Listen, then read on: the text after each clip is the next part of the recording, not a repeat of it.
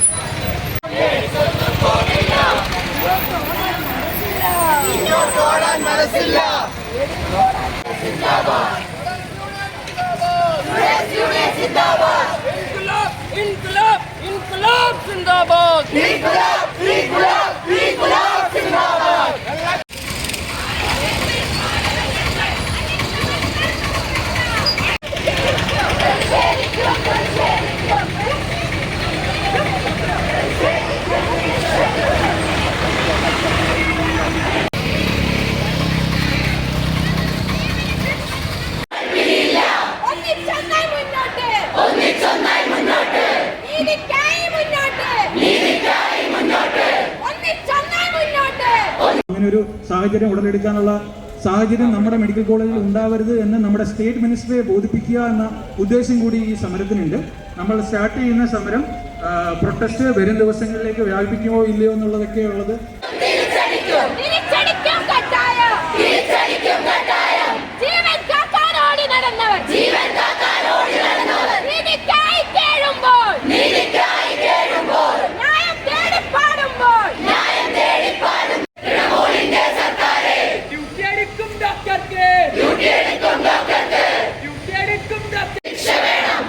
പകലും വാർഡുകൾ തോറും